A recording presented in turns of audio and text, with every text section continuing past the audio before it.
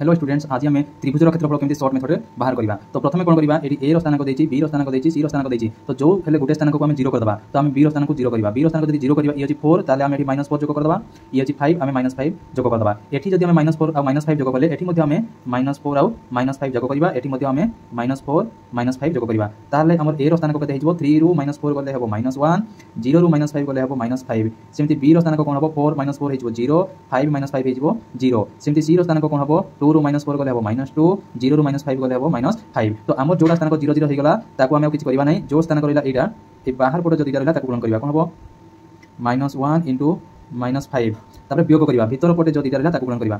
-5 into -2 विभक्तक 2। ताहले ये हेबो केते -1 और 5 गुणन कले हेबो 5 माइनस ये -5 और -2 गुणन कले हला +10/2। ताहले 5 रु 10 गले हेबो केते ना -5/2। ताहले उत्तर हम 5/2।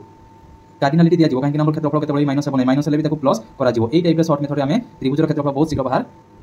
एई प्रश्नर उत्तर तुमे कमेंट माध्यम रे जणाइबो। त्रिभुजर क्षेत्रफल एई जो शॉर्ट मेथड करा गला, एई शॉर्ट मेथड बाहर करके समस्त कमेंट माध्यम रे जणाइबो।